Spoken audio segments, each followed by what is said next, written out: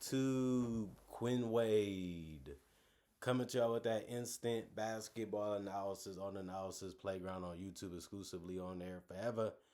And we're going to talk about how the Clippers got a nice mid-range jumper from Kawhi to Claude Leonard that ended up giving them the lead. And since it wasn't enough time for the Rockets to score again, the game ended up being over.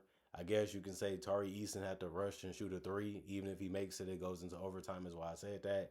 So it wasn't going to be game unless he got an and one three-pointer. But Şengün missed a free throw anyway, leaving the opportunity for the Clippers to be able to win by two or three, depending if he made it or not. And that's something you just can't do in a close game. You got to execute. You got to value possessions. You got to take care of the ball. And Şengün and them was just not on top of it the way that they needed to be.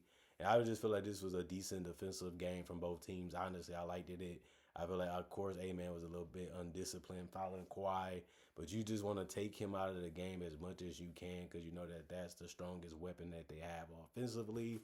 And now we're seeing point Kawhi, where he's bringing up the ball like he did this entire season and making decisions. He mostly wants to score or he wants to get rid of the ball early, but at least you know you have to pick him up because you know he's dangerous from everywhere on the court. The Clippers won this game 105 to 102. The Rockets go to 33 and 20 and 18 and 7 at home. The Clippers go to 26 and 28 and 13 and 17 on the road. And then the season series is 2-2. So both teams were able to beat each other twice in this season series. It doesn't matter much because I don't really see these two teams playing against each other in the playoffs. The Clippers got to get a playoff spot by winning in the play-in at this point since they got off to such a bad start. But they are only 2 games below 500. So we'll see how their season ends, and we'll see if Kawhi Leonard can stay healthy for majority of it. The Rockets won the first quarter 29 to 22.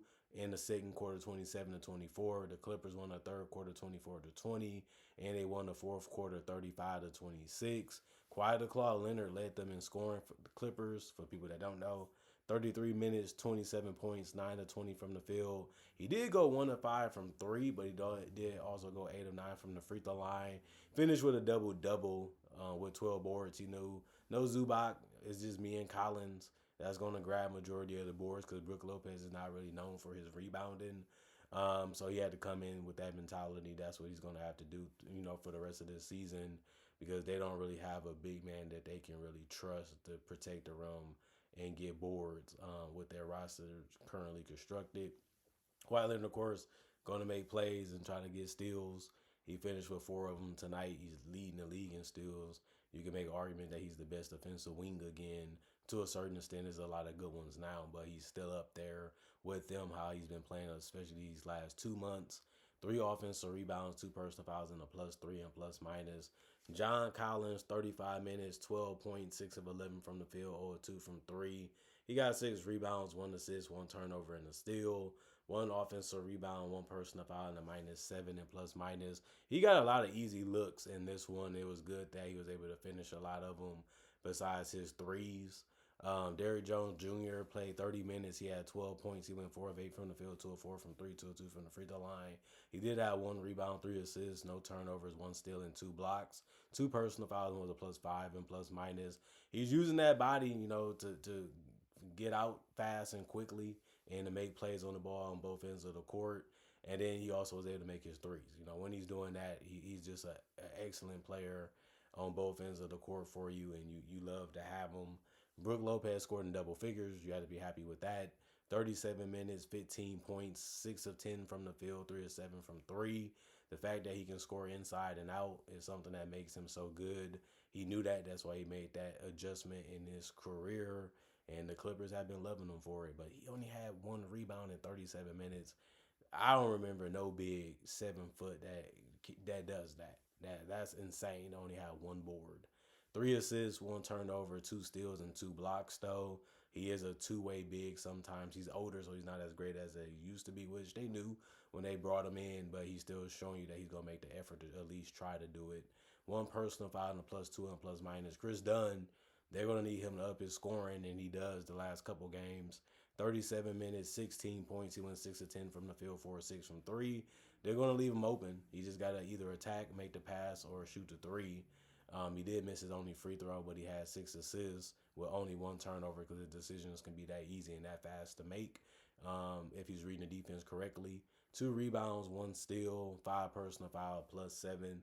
And plus minus Yankic, 10 minutes. He missed his only field goal. He had 3 rebounds, no turnovers, 2 blocks, 2 offensive rebounds, 1 personal foul, and a -1. And plus minus Jordan Miller, 17 minutes, 4 points, 2 of 5 from the field. He misses only three. 3 rebounds, 1 turnover, 1 offensive rebound, 1 personal foul, and a +3 and plus minus. Benedict Mathurin still struggling to make shots, on his own, not really struggling to make shots from the free throw line and getting there. That has been something that he's always good at, but he needs to be able to finish drives. He needs to be able to finish pull ups. He needs to be able to make them threes. That's what they brought him in because they feel like he had a lot of upside. They feel like he can possibly be an all-star guard with the right tuning. Obviously, Kawhi Leonard is a good teacher. He's a good mentor. You want him to be good defensively. He had 3 steals in the block. You want him to be just a good, confident scorer, whether if he comes off the bench or starts. And, he's been giving you the double figures, but he just been working a little bit too hard to get them. You can see the hesitations sometimes. You can see the indecisiveness sometimes. And that's something that he's going to have to break out of his mind if he wants to be a great scorer in this league. He did have 3 rebounds, 3 assists, and a turnover. 1 personal foul and a +6 and plus minus. And then Kobe Sanders, 10 minutes, 3 points, 0 of 2 from the field, 3 of 4 from the free throw line, 1 rebound, 1 assist, 1 steal, 1 personal foul and a -3 and plus minus. Then you look at the Houston Rockets. Kevin Wayne Durant led them in scoring again, and he had to because every single basket that he took and scored mattered because the game was close throughout. And this one, 36 minutes for Kevin Durant, 21 points, 7 of 15 from the field, 3 of 9 from three, 4 of 5 from the free throw line. He just understands what he's out there trying to do. Since he has his mind made up and the defense has to guess what he's going to do, it just keeps them in a tough situation. The easiest part is that he might overthink it, he might over dribble because his teammates is different compared to other teams where he has to do a little bit more for them and he has to do it on his own sometimes too. He had 8 turnovers, so he's still trying to figure that part out with this particular team. Other teams he didn't really have that problem with, and they just had more different spacers, and more dominant guards compared to this one. 8 rebounds. He also had 1 block, 1 offensive rebound, 1 personal foul, a +6 and plus minus. What I'm saying is Kevin Durant got a lot more to figure out when it comes to playing with these young guys because sometimes they seem like they don't even want to score. They look like they're trying to defer, and he's saying, "Go ahead, do your thing. Go ahead and make the shot. Go ahead and take it. You open, And it just seems like it's a lack of communication sometimes out there. Maybe it's the coach telling them one thing. Maybe it's just he feels that he's just the best scoring weapon they have, which is some truth to it. I don't get what's really going on with this Rocket offense sometimes. It just seems so clunky and just seems like they're not really talking or on the same page a lot when they're going out there playing offense, especially. Jabari Smith Jr., 36 minutes, 16 points, 6 of 12 from the field, 2 of 7 from three, 2 of 2 from the free throw line. He had 12 boards. So he finished with a double-double. He's a really, really good player for them. He just needs to continue to work on his mid-range, his threes, and his ability to score on smaller defenders. And they will be fine because he's good on the boards. He's a decent passer. Not the greatest, not the most amazing. He could just make the simple ones. And the simple reasons is all you really need to do when you're a play finisher. 2 offensive rebounds, no personal foul, -8 and plus minus. Tyree Eason, 34 minutes, 13 points, 4 of 13 from the field, 2 of 8 from three, 3 of 3 from the free throw line. He had 2 rebounds, 3 assists, 1 turnover, 1 personal foul, and a +1 and plus minus. He's going to get a lot of easy open opportunity, just like Jabari, just like, A-Man. It's just will they make them when they're there. And when they work hard, they're going to have trouble getting those shots off clean. But, they also can just play within the system and play within transition because they get a lot of steals and a lot of blocks. Not so much steals in this one, but they do against other teams. Alperen Sengun, 29 minutes. He had 16 points. He went 7 of 16 from the field. He missed his only three. He also went 2 of 4 from the free throw line. He just missing too many opportunities, man. Like, as a big, you're right by the basket. You're strong. You have the length. You have the touch. You just have to be dominant each and every night. And sometimes he's good, sometimes he's just not great. And that's just been how he's been all season. But he had 9 rebounds, 6 assists, 2 turnovers, 5 offensive rebounds. He had 5 personal fouls. The defense has been trouble for the Rockets too. He's a -5 and plus minus in this one. And then Amen Thompson, he played the most minutes. He's the guy that try to does so much for the team when it comes to trying to help on the boards, trying to play perimeter defense, trying to score, and trying to facilitate a little bit. 12 points for him, 5 of 8 from the field. He missed his only three. He went 2 of 2 from the free throw line. He had 6 rebounds, 5 assists, 3 turnovers, and a steal.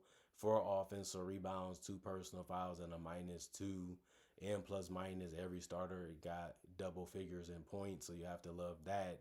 But Reed Shepard, he's really the lone man on that bench that you can say, we need a basket, can you get it to us? Whether that's on or off the board. He did his job. 25 minutes, 17 points, 6 of 13 from the field, 5 of 10 from three, 2 rebounds. He ended up having 4 assists, which is something that he can also do. He has good size and good vision. It just, can he make the pass? Can he make the decision without overthinking it? 1 steal, 1 block, 1 personal foul, and a -4 and plus minus. Joshua Kogi, 10 minutes. He ended up not scoring anything because he didn't take any shots. He did have 1 turnover. The problem was the 4 personal fouls that he ended up getting early and throughout the game, racked up too fast in the amount of minutes that he played. He was a -6 and plus minus. Clint Capella, 16 minutes, 3 points.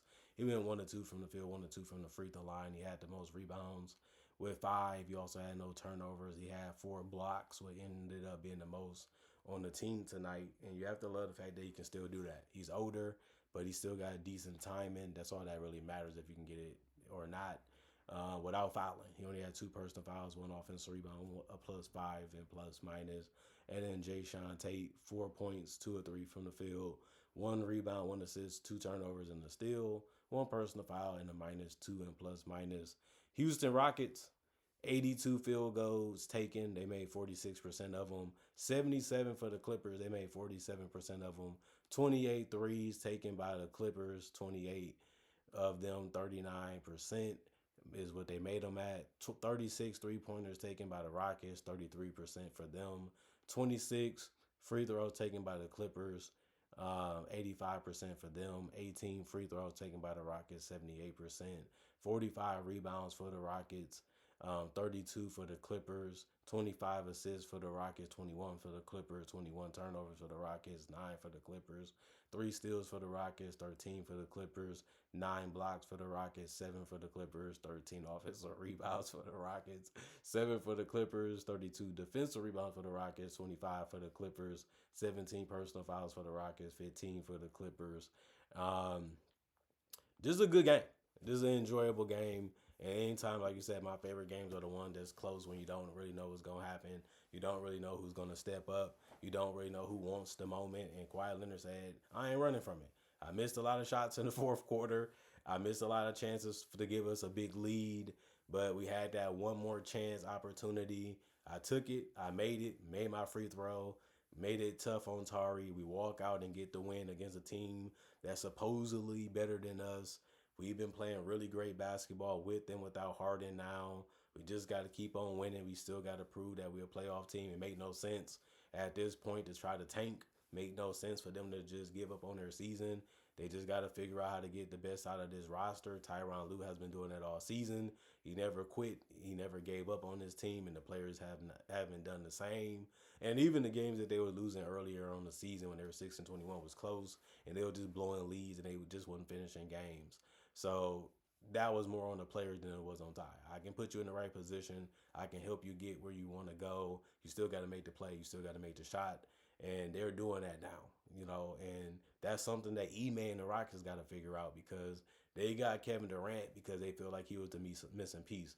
I know they didn't expect Van Fleet to go out. I know they didn't expect Steven Adams and etc. to go out. But at the end of the day, you just never know every single season throughout the season what's going to happen. So obviously, I think they went down a little bit in my personal ranking. I don't think that they're a team that can win it all. Obviously, I don't think the Clippers are either. But, man, are they fun to watch. And they play enjoyable basketball for the most part. Even when they look bad, they still do something that wow you or amaze you the next couple possessions. So both these teams well coached, both of these teams well prepared, both of these teams got veterans, they got stars, and that just makes it something that you want to enjoy and watch. And anytime you can see Kawhi and Kevin Durant go at it or play on the same court, who ain't down to see that? Comment, like, subscribe, share, hit that notification bell to get that analysis when it first come out. Y'all stay blessed up, y'all stay good, peace, and I'll see y'all later today, hopefully with more analysis.